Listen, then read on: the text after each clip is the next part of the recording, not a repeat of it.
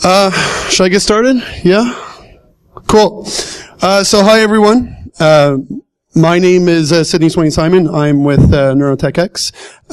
Melanie was supposed to be here as well today, but unfortunately she had to stay back in Montreal. NeurotechX, we're a non-for-profit organization which is essentially about community building and promotion around neurotechnology. And specifically the thing that I'm very much interested in is an accessible neurotechnology. So some of the things that we like to do is we like to network, we like to teach, we like to build different types of open source projects. So we have a relatively active GitHub, and we just want to kind of grow together. We have different chapters across the world, so we have about 18 chapters worldwide, most of them in North America and Europe. But if you are ever in any of these locations, feel free to look us up and get connected with your local community. So the way I wanted to kind of start the talk is just to kind of briefly mention what neurotechnology is. As I was talking at the booth downstairs, at the biohacking booth, what came across is that some people, they have different interpretations as to what neurotechnology represents. And so you can kind of see from the screen here some of the kind of the classical ones that you think about when you're thinking about neurotechnology. So on the top left, you have an MRI machine. On the top right, you have a TDCS, transcranial direct current stimulation. Coincidentally, this is also a TDCS. So we have these TDCS badges at the Biohacking Village. And if I press this little button right here, I'm actually creating phosphenes, or artificial light, in my eyes. So the current is running across my optic nerve and is creating this artificial light to be present in front of me. You have things like EEG, or electroencephalography, which is essentially a voltmeter for your brain. And then you have things like TMS, or transcranial magnetic stimulation, which is a big magnet to induce your neurons to fire off. I also like to do stupid things. Like not have the video play. So anyways, what was supposed to be happening here is, so I have a few RFID and NFC implants as well. So I used one of the implants to be able to get into work. So what you're supposed to be seeing here is me being able to access. Oh, there you go. Okay, I just got to click on it. So I'm just kind of showing that the door is locked. Put my hand over it, and now you can get it. Magic. And I have another one as well over here, which is an NFC implant. And I just do this more for party tricks, just because people are still kind of impressed by this. But yeah, so there you go. Reason why I'm here to talk today is about brain-based authentication. I'm assuming most of you are familiar with what a biometric is and what biometric authentication is. Essentially, it's just using some form of biosignal to be able to use it as an identifier. It can be things like physical traits, like your blood vessels, your facial features, or your fingerprint, or it can be more behavioral, like the way that you walk or the way that you type. Usually when you're thinking about biometric, and there's 7 factors that you should be considering when selecting one. So you should be thinking about the universality. So does the target population that you want to identify have it? Is it something that's unique for each individual? Is it something that remains permanent with those individuals?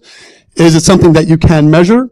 How well does it perform as a biometric? So can you do it in a very robust fashion?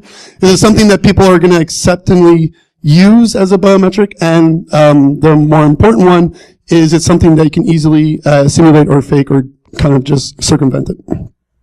So the realm of brain biometrics has been growing in popularity in the past 5 years or so, with about 100 publications being released. There's this really active guy in Italy that's been writing a lot about it. So I'll give you his name later on if you're interested in seeing some of his research. It became more of a popular thing in 2012 as there was this project that was done as part of the Human Connectome project, which was looking at MRI scans based on different types of tasks and seeing if they can use that as a method of identification. So from the picture here, you can see that the R1 has a 0.99 level of identification. That just means resting state. So I was looking at the resting state, essentially just a person standing still and not doing anything for 2 minutes. But you don't need an MRI to do brain-based authentication. You can actually do it with much cheaper technology. In the past 10 to 15 years, there's been kind of a revolution within the realm of neurotechnology where it was, primarily seen in contexts like this before, very much in a research setting. And, you had these massive wires that be coming out of this EEG cap. But now you have form factors and costs and designs that are, relatively cheap. Cheapest one you can find is about $100 US. If you make it yourself, you can potentially get it cheaper, but that depends on where you get your parts.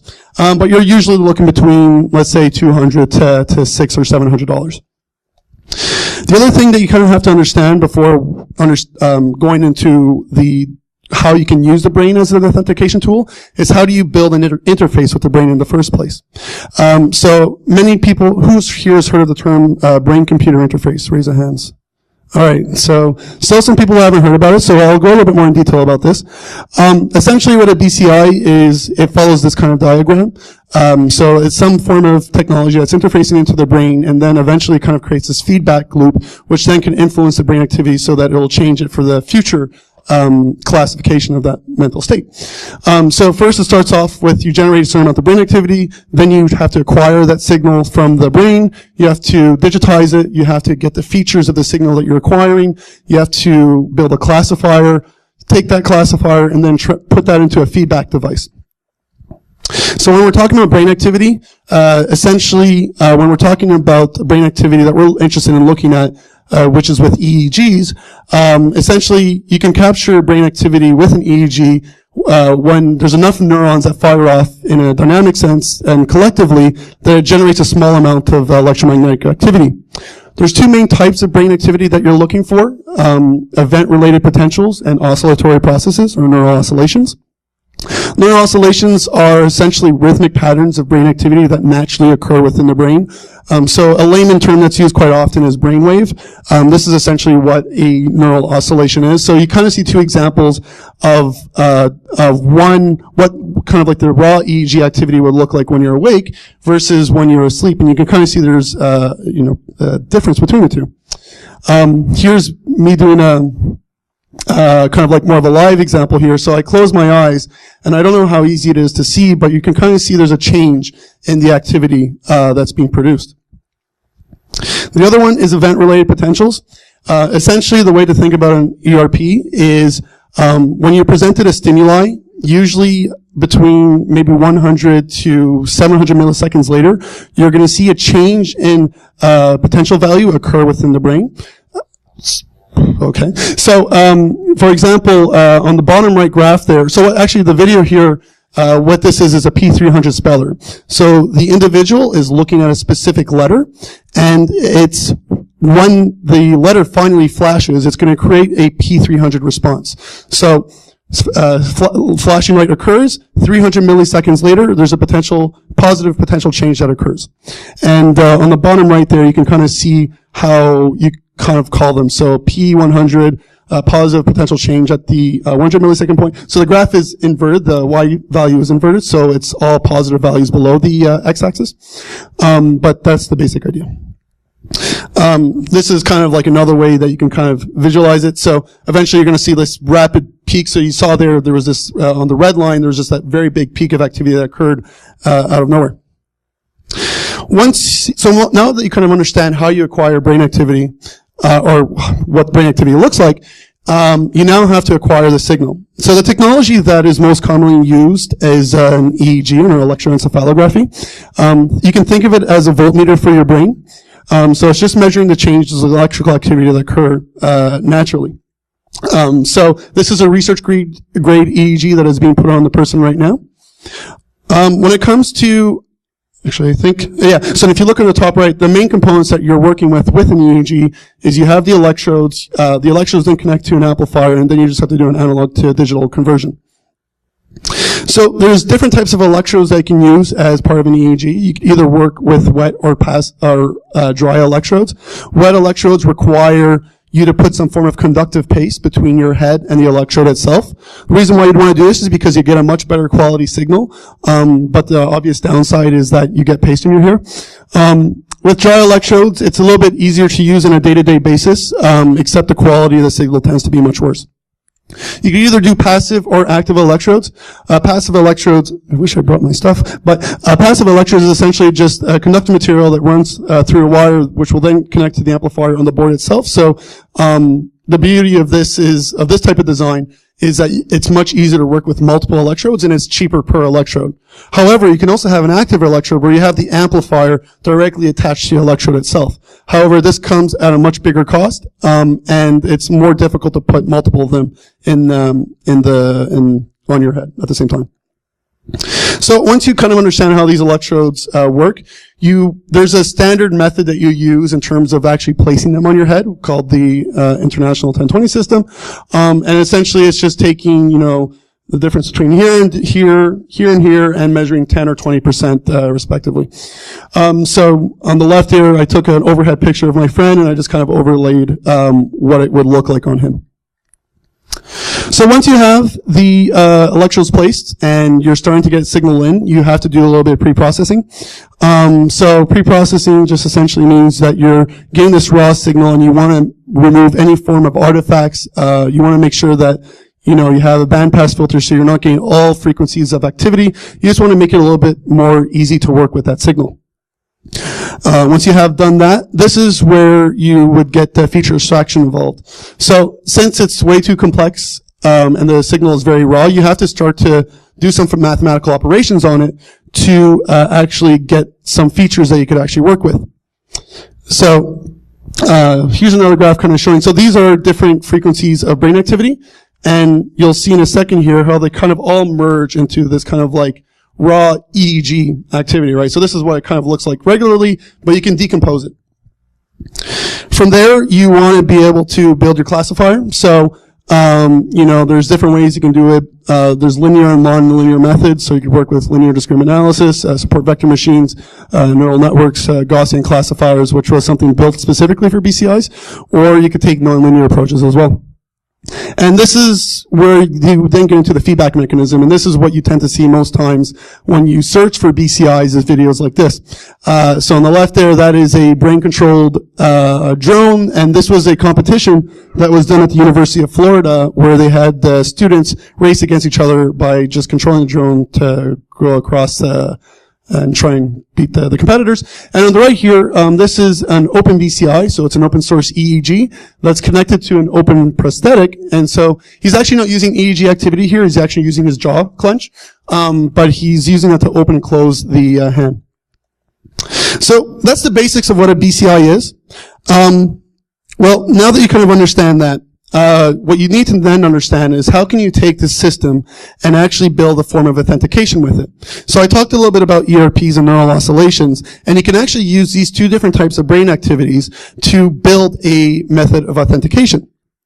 So one well-known study using an ERP asked for individuals to stare at a bunch of different pictures, and they were looking for a specific picture. So say they were shown 20 pictures in a row, and eventually they would see the picture that was theirs. This target picture would be their ID. So it would be looking at the brain response that occurred when it saw the target picture, and it would generate what I believe a P300 response. And using this type of system, you can actually get an accuracy of about 97.6%. And there's been other designs that have kind of mimicked this that have been just as good. The one that I'm more interested in is in resting state, just because it requires a lot less setup, and all you really have to do is just stand still for 2 minutes with an EEG on your head. So you essentially would be looking at the different brain waves and how they kind of fit together, and depending on where you place the electrodes, you can get different levels of accuracy as to predicting specific individuals. So from the graph here, if you look at the O1, the POZ, and the O2 location, which is placing the electrodes back here, you can use that brain activity. You ask a person to sit still for 2 minutes, and you can collect enough samples where you can accurately predict who they are at a 98% accuracy. The thing that potentially why this is possible is because there's evidence with alpha and beta rhythms that they carry individual traits which are being claimed to be genetically induced. So there is a genetic factor that goes into it. And just kind of like a small side point, if you are thinking of doing this, make sure you're always looking at brain activity below 40 hertz. The next question you may be having is, should I be using this to protect your stuff at home or work? And the short answer is no. This is an absolutely terrible method of doing authentication or any form of control in your house, and I totally advise you not to do it at this point. But the more longer answer is, if you go back to our 7 factors, you can kind of see a picture that's coming out. So if you look at the universality, it depends on the type of brain activity that you're looking at. So for example, if there's a type of brain activity called motor imagery, which is the idea of imagining yourself doing some form of motion with either like your right hand or your left hand or your feet. And 30% of people can't actually generate that type of activity. So if you use that as a method of authentication, it's not going to work very well. Uniqueness, this still has to, I think, be studied a little bit more because we're still very much at the early stage and we don't know how much overlap there is between one person to another. Permanence, this is also a very tricky thing because EEG readings can be the most trickiest thing in the world to do because so many different factors will influence your brain activity from one day to another. So say, for example, you get a concussion, you're screwed. You can't use that same method of authentication because your brain's just completely messed up. Even if you're just really tired, it will completely mess with the signal. So, if you have someone coming in the morning and they have to authenticate and they spent the whole night, working on something, it's just not going to work very well. Measurability, this is another thing that where it really suffers. So it really depends on the type of headset and the environment where it's being recorded, so you have to be conscious of that. Performance, it's not one of these technologies that are very robust, and there still has to be a lot of work done to improve this. And acceptability, this might be also a little bit tricky as well because you need to have the appropriate form factors. So because of the fact that if you're asking a person to put 56 electrodes on their head and put a bunch of paste in their hair, and you have to do this on a regular basis, it just makes no sense, right? However, circumvention, I think this is where EEG tends to have its biggest strength. Because it's a dynamic biosignal, it means that, say, for example, one system becomes compromised. So say, for example, you're looking at resting state, you could essentially switch to an ERP and you could still use your brain as a form of authentication, which I think is really awesome.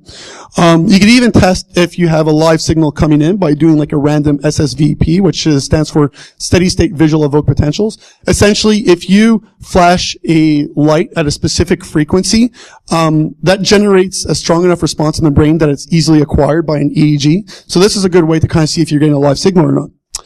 However, it's still not perfect, and because, a lot of the consumer grade EEGs that are out there, they're IoT devices, you can essentially do a man-in-the-middle attack, and, you're fucked.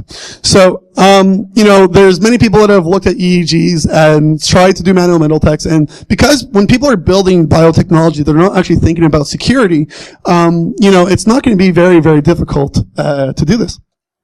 So, Sid, why would you come all the way from Montreal to tell us not to do this? And people, I am your salvation, okay? I'm here to save you from yourself. Just because I don't want you to do it, it doesn't mean that Scrooge McDuck over here is not going to try and sell you on something.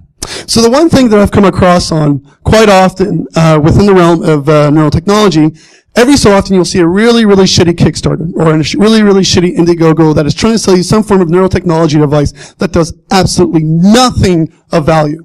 This is my favorite. So they're essentially what they're doing here is they're doing this magnetic coil that they place on the back here, and it's supposed to change your brain activity based off of the frequency of the magnetic coil, or I don't know. But anyways, they made $200,000 of sales on Indiegogo. Like there was 1,696 backers of this, which is mind-boggling. And just to kind of show you how stupid this is, they're saying that you can get enough energy from your goddamn audio jack to actually connect to the back of your head where it's actually influence your brain activity. No! It doesn't work that way. The other thing that becomes very obvious with a lot of these Kickstarters is that, the people that are building them are they really should not be building EEGs. So this product is called the Superbrain. It was, once again, this thing that I was trying to sell you, this whole idea of doing like neurofeedback, but it was like, no, it made no sense what they were trying to claim. And if you look at their team, it's a bunch of engineers, but not a single neuroscientist. So they probably got like their own consumer EEG at one point, or they built their own. They're like, oh wow, look, we can do this amazing thing. But they really didn't understand the brain at all. So what I kind of see with a lot of these products is essentially becoming 21st century snake oil. And so what I want you guys to be aware, before you go, if say someone comes and tries to sell you on a biometric, an EEG biometric or a brain-based authentication tool, you really have to make sure you ask yourself the appropriate questions. However, I'm not saying you can't. You could definitely make it for fun if you want. I think it's really cool, to try and do some form of authentication just by, using your brain. But before you do, there's a few things you need to consider, and you can use this advice as well as if you ever get approached by someone that wants to sell you on something. Do different multiple forms of authentication if you are going to be working with EEG. So even something as simple as with Android devices, you can kind of do like a pattern of, but they also require for you to have a PIN as well, just in case you forget your pattern of activity. So, have different levels of authentication just because we don't know how well EEG as a biometric will work in the long term. Also, a lot more field testing has to occur. It works really well potentially in a controlled environment, but if you're going out in the field, you're not going to get very good results. The other thing you have to consider is it's not going to work with populations that don't want to do it. So if you do this with a prison population or a captured population or whatever, they can just essentially not do the task that they're being told to do, and it just completely messes it up.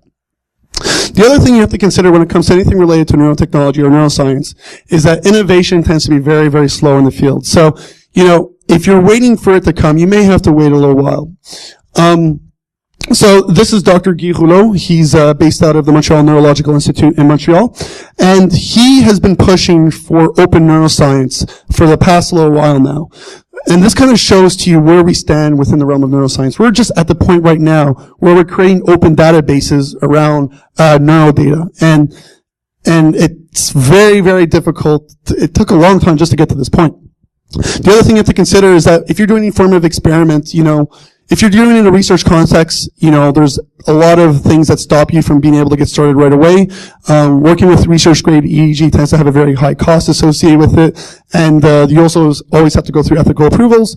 And if you're trying to get something particular that's not very well understood, you may not get good results just because of the fact that the brain is relatively complex. The other thing you have to consider when doing any form of BCI design is that there's a lot of factors that go into doing it well. So this is some of the things that you have to be considering when designing any form of EEG system. So you got to make sure you have a good signal-to-noise ratio. You got to be sure that it's something that you can wear comfortably. You got to make sure that it's secure, it's safe, that the cost is relatively low, that it's fashionable, I guess, if that matters. But there's a lot of things that you really have to consider. And to kind of give you an idea of what you should be thinking of in terms related to cost, functionality tends to drop quite a lot versus usability, right? So some of the consumer grade EEGs, they look very nice and they're relatively cheap, but you can't really do much with them. The other thing you really got to understand is that you need to have a good experimental design or a good experimental protocol. And this is something that has messed me over so many times just because I didn't take the time to acquire the EEG activity properly. So reach out to people that are doing their studies in neuroscience. They're very, very nice, and most of them will like the fact that someone wants to talk to them. So go and talk to them. Never cut corners. Realize that neuroscience research does take a lot of time to do it properly. To give you a use case of where I messed up once. So we did one trial with brain authentication where we were working with known versus unknown acronyms. So based off of the ERP response that would be generated by the brain, based off of if you know an acronym versus you don't, it would create an N400 response. However, we cut a lot of corners because we were running short on time. And what happened is that we only got about 10 minutes of data when we actually needed closer to 45. We controlled everything else. We were working with research-grade EEG. That device that the person is wearing is a biosemi, which is like a $100,000 machine. And we were in this massive Faraday cage, so there was no kind of electrical interference, but it still failed. So, how do you make your own? Well, there is enough parts out there right now that it makes it relatively easy to start to try and make your own. You can either go down the free option, There's more and more databases of EEG activity that are out there that you could potentially look at. The Schwartz Center for Computational Neuroscience, which is based out of San Diego, they have a list of EEG databases that exist, and you could take a look at some of those. There's some resting state data in there, and you could try and build a classifier with that. And you can either use Octave, SciPy or MNE, which is MNE is a really, really great tool for EEG and MEG data as well. If you're interested in looking up some of the papers, I would recommend taking a look at Patrizio Campisi's research. He's probably the most active researcher in the domain. So this is what your system will kind of look like if you so this is more of a live system. So if you actually do want to kind of acquire your own hardware and do this yourself, these are the different components that you're going to need to work with. So in the top left there under signal acquisition, that's an OpenBCI. So you just need an EEG. You're going to need a cap just to place the electrodes. You can use something as simple as like what I'm wearing right now, which is just like a standard headband to keep them in place. But you just got to make sure that there's good contact. And then you can use something like CypherCon, which is a Python library to do EEG experiments with. You can also, for feature extraction, I already mentioned a few of them. You can work with MNE, you can work with Scikit. If you do want to work with MATLAB, you can work with EEG Lab, but we're more advocates of open source. And you can also take a look at OpenVibe, which is kind of more this drag and drop interface to do EEG work with. And it's a pretty cool system. And then for the feedback, you could either work with CypherCon or OpenVibe. So some of the hardware that is available for you, you could either try to do something with the NeuroSky. There was one paper that I saw, they were working with a single electrode. So this is a single electrode system, and they were able to get a relatively good result. A more popular option is working with the Emotive. So the Emotive is a 14-channel EEG, but it tends to be a little bit more expensive. And the thing that I don't necessarily like is that they make you pay $49 a month to do 50 sessions. So this is really targeting researchers, and they've really pivoted on their model because very much at the beginning they were targeting, consumers, but now, they realize that the money's not there. You can also go with the Muse. The Muse is a relatively simple EEG. It's just electrodes that you place over your forehead. I haven't really tried to do it with resting state, but you might get some interesting results. But the more popular one is the OpenBCI when it comes to makers. So it's an open source EEG. You could either get 4 or 8 electrodes, and they also provide the build of materials and the schematics with it if you ever want to just build it yourself. The OpenBCI is also a pretty good option simply because of the fact that it's been shown to work on different types of ERP responses. So someone has built a P300 speller with an with an OpenBCI, and they got relatively good results. There's also a few papers that have been published recently that have shown that that consumer grade EEG is just as good, maybe a little bit worse, as research grade EEG. This is going to be your cost that you're going to have to think about. So if you're working with an 8-channel OpenBCI, will be about $500 US, 4 channels, $200. If you include all the parts, if you want to work with wet electrodes, the cost will be a little bit more. But if you want to work with dry, it'll cost you about $270. So with that, if you are interested in building your own, or if you want to have more open discussions in the domain, I invite you to, number one, check out our GitHub at github.com/neurotechx, and then we have a few projects there that might be interesting for you. The Awesome BCI is this non-exhaustive list of EEG resources or neurotechnology resources that you can learn a little bit more about that. We're currently working on Neurotech EDU, which is going to be our open education platform to actually teach you all this stuff. And you can also take a look at the friend of mine's GitHub at puzzleblocks.io. He creates open source EEG tools, or toys rather. But if you do want to join us on NeurotechX, we have a relatively active Slack group, and you can always join the EEG biometric channel. Thank you.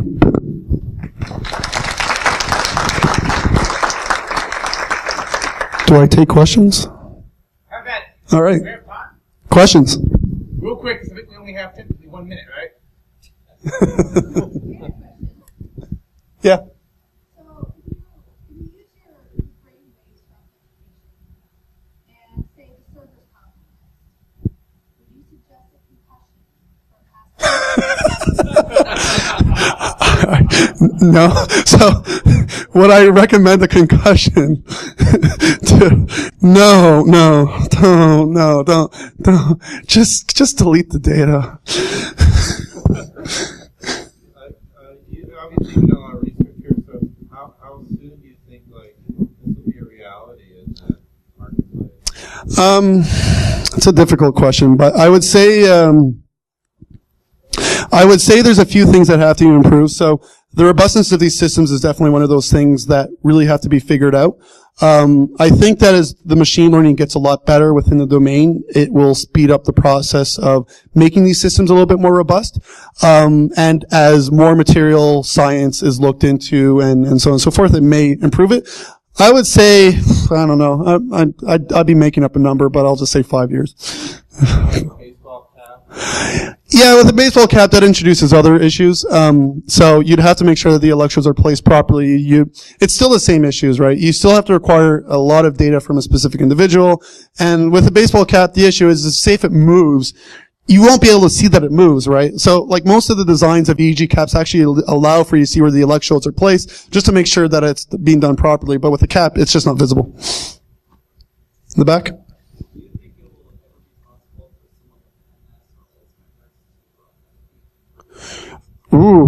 So the question is if someone with MS or Alzheimer's could authenticate. Actually, I think that would go against the authentication. It probably would just create a lot more problems than value, but I can't say with 100% certainty.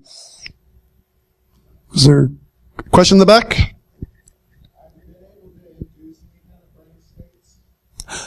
Like what?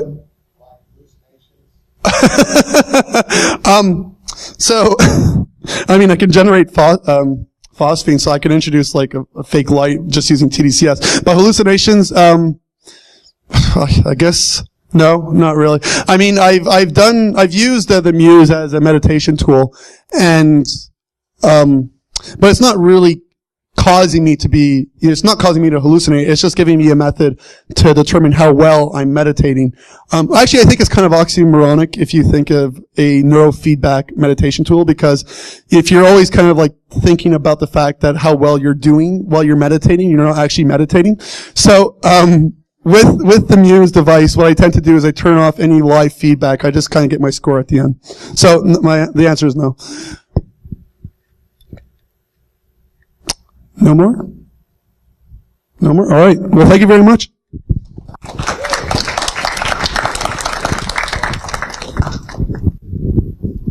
I just